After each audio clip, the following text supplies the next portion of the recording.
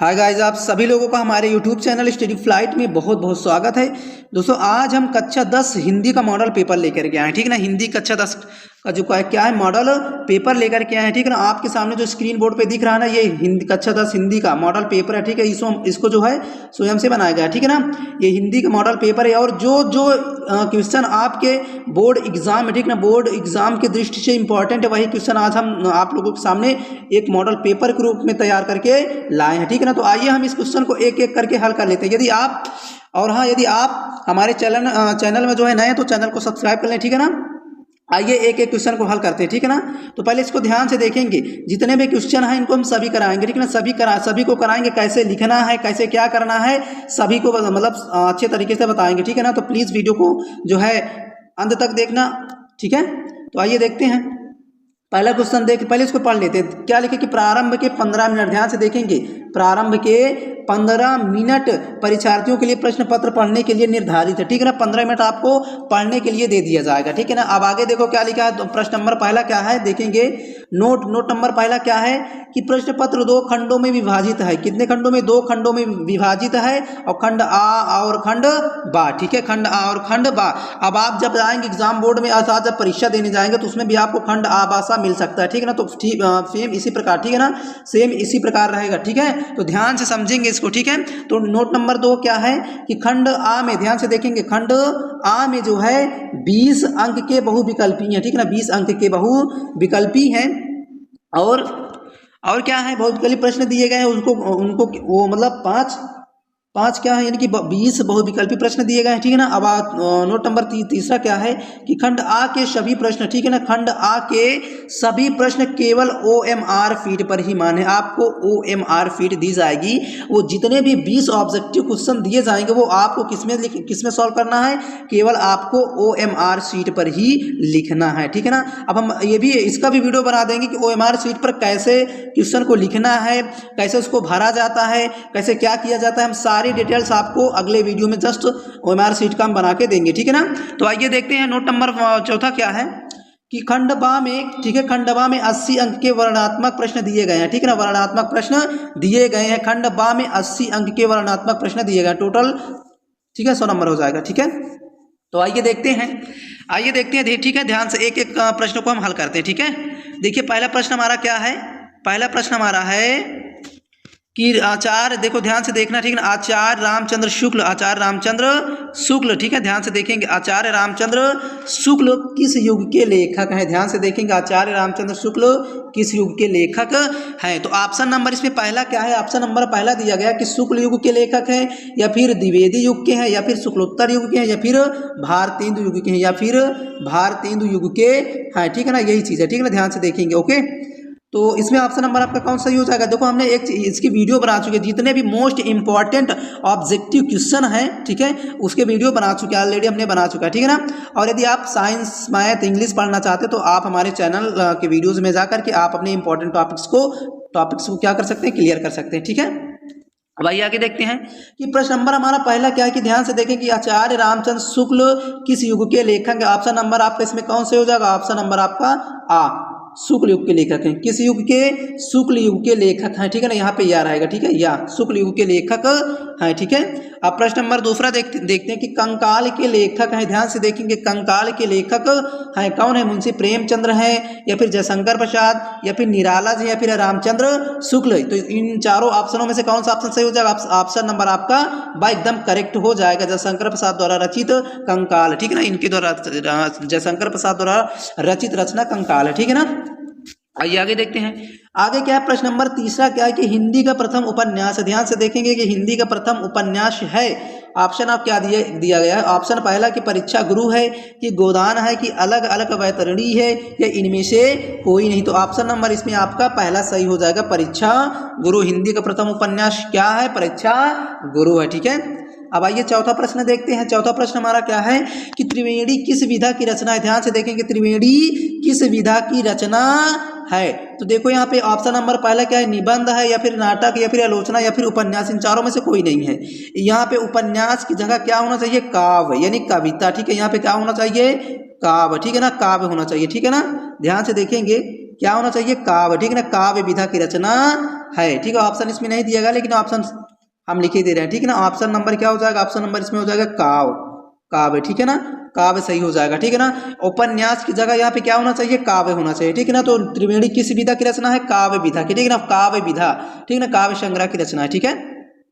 आइए आगे देखते हैं। पांचवा क्या है कि रामधारी सिंह दिनकर का जन्म स्थान है मुंगेर बिहार। कहाँ है, मुंगेर बिहार है, मुंगेर बिहार, ठीक है ना, मुंगेर बिहार। ओके, अब आइए देखते हैं आगे, आगे देख लेते हैं। आगे क्या है, छठवां क्या है कि सूरदास का जन्म कब हुआ। सूरदास का जन्म कब हुआ, ध्यान से देखेंगे, सूरदास का जन्म कब हुआ, 1470 को हुआ या फिर 1478 को या फिर 1480 या फिर 1982। तो इसमें से ऑप्शन नंबर आपका बस सही हो जाएगा, ठीक है, that is a correct. Okay, आइए सातवां देख लेते हैं। सातवां क्या है कि प्रेम वाटिका के रचनाकार हैं। प्रेम वाटिका के रचनाकार कौन है, प्रेम वाटिका के रचनाकार कौन है, ऑप्शन नंबर आपका पहला सही हो जाएगा, रसखान। कौन, रसखान जी हैं, ठीक है। और देखते हैं आठवां कि सोरठा के दूसरे और चौथे चरण में कितनी मात्राएं होती है। देखो दोहा का उल्टा क्या होता है, सोरठा होता है, ठीक है ना। तो सोरठा के दूसरे और चौथे चरण में कितनी मात्राएं होती हैं, ऑप्शन नंबर पहला है कि 16-16 मात्राएं होती है, फिर 13-13 मात्राएं होती है, फिर 24-24 मात्राएं होती है, फिर 11-11 मात्राएं होती है। तो सोरठा के दूसरे और चौथे चरण में 13-13 मात्राएं होती है, ऑप्शन नंबर बाप का करेक्ट हो जाएगा, ठीक है। आइए आगे देखते हैं कि मुझसे चला नहीं जाता, इस वाक्य में किस प्रकार का प्रयोग है, यानी किस प्रकार का प्रयोग है, इस वाक्य में भाव प्रयोग है। क्या है, भाव प्रयोग, ठीक है ना, भाव प्रयोग है, ठीक है। यहाँ पे भाव होना चाहिए, यहाँ पे भाव लिखा है, ठीक है, यहाँ पे भाव प्रयोग, ठीक है, भाव प्रयोग है, ठीक है। अब 10वां देख लेते हैं कि त्याग पत्र के लेखक कौन है। ध्यान से देखेंगे, त्याग पत्र के लेखक कौन है, ऑप्शन नंबर पहला है आपका, ऑप्शन नंबर पहला है कि जैनेन्द्र कुमार है, या फिर मुंशी प्रेमचंद्र है, या फिर जयशंकर प्रसाद, या फिर अमृतलाल नागर। तो इस ऑप्शन नंबर इसमें आपका कौन सही हो जाएगा, ऑप्शन नंबर आ, ठीक है ना, ऑप्शन नंबर आपका आज सही हो जाएगा। जैनेन्द्र कुमार द्वारा रचित त्याग पत्र के, ठीक है ना, त्याग पत्र है, जैनेन्द्र कुमार के द्वारा रचित है, ठीक है। 11वां क्वेश्चन हमारा क्या है कि रोला में, ध्यान से देखेंगे, रोला में कितने चरण होते हैं, रोला में कितने चरण होते हैं, ध्यान से देखेंगे। ऑप्शन पहला क्या है, 6, यहाँ पे 6 होना चाहिए ऐसे, ठीक है ना, छतरी वाला 6 या फिर 4 या फिर 6, ठीक है ना, 6 देखो 6 से डबल दिया, ठीक है ना, यहाँ पे मान लो यहाँ पे 5 है, ठीक है ना, 5 है। ऑप्शन नंबर पहला कि 5 या 4 या फिर 6 या फिर 8, तो इसमें ऑप्शन नंबर कौन सा हो जाएगा, ऑप्शन नंबर आपका हो जाएगा 8। 4 चरण होते, मतलब 8 चरण होते हैं, ठीक ना, 8 चरण होते हैं, ठीक है ना।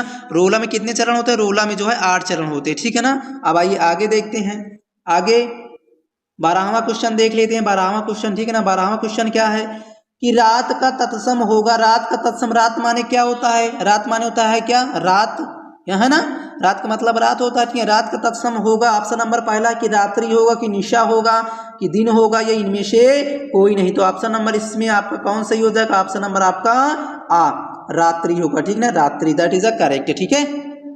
आइए देखते हैं 13वां क्या है कि चरण कमल, ठीक है ना, चरण कमल बंदव हरिराय में कौन सा अलंकार है, कौन सा अलंकार है, चरण कमल बंदव हरिराय में कौन सा अलंकार है, रूपक अलंकार, ठीक है ना, कौन सा अलंकार है, रूपक अलंकार है, ठीक है। आगे देखते हैं 14वां क्या है कि 4 राहों का समूह का समास होगा। ध्यान से देखेंगे, 4 राहों का समूह का समास होगा, 4 मार्ग होगा, या फिर चौराहा होगा, या फिर 4 रसा होगा, या फिर इनमें से कोई नहीं। तो इसमें से कौन सा हो जाएगा, ऑप्शन नंबर आपका बा, दैट इज अ करेक्ट, यानी चौराहा, ठीक है ना। आइए आगे देखते हैं कि कमल का पर्यायवाची है, कमल का पर्यायवाची है, क्या है, पंकज, क्या, पंकज, जलज, पंकज, वारिज, ये क्या है, कमल का पर्यायवाची है, ठीक है। आगे देखते हैं, आगे क्या है, आगे 16वां, ठीक है ना, 16वां क्या कि अनुराग में कौन सा उपसर्ग है, अनुराग में कौन सा उपसर्ग है, अनुराग में कौन सा उपसर्ग है, ऑप्शन नंबर पहला क्या है, अनु है, या फिर अन है, या फिर राग, या कोई नहीं। तो इसमें से कौन सही हो जाएगा, ऑप्शन नंबर आपका आ सही हो जाएगा, option number 8, that is a correct, ठीक है। अब आइए आगे देखते हैं, आगे क्या है 17वां कि युष्मद, ठीक है ना, युष्मद का सप्तमी विभक्ति का एक वचन का रूप होगा, ठीक है ना, एक वचन का रूप क्या होगा, ऑप्शन नंबर पहला क्या है कि त्वयी होगा, या फिर तव होगा, या फिर तवत होगा, या फिर ते होगा। कौन सही हो जाएगा, ऑप्शन नंबर इसमें आपका आ हो जाएगा, यानी त्वयी, ठीक है ना, त्वयी जो है युष्मद शब्द का सप्तमी विभक्ति का एक वचन है, ठीक है। अब आइए 18वां देख लेते हैं ऑब्जेक्टिव क्वेश्चन। निम्न में से कौन सा पद विकारी है, निम्न में से कौन सा पद विकारी है।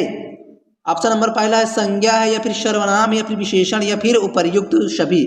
तो इसमें से कौन सही हो जाएगा, उपर्युक्त सभी। ऑप्शन नंबर आपका दैट इज करेक्ट, ठीक है। करुण रस का स्थायी भाव क्या होता है, आपको पता होना चाहिए। करुण रस का स्थायी भाव क्या होता है, शोक होता है। क्या होता है, शोक होता है, ठीक है ना। करुण रस का स्थायी भाव क्या होता है, शोक होता है, ठीक है ना, शोक, ठीक है। अब आइए आगे देखते हैं आगे क्या है, ठीक है ना, ध्यान से देखेंगे।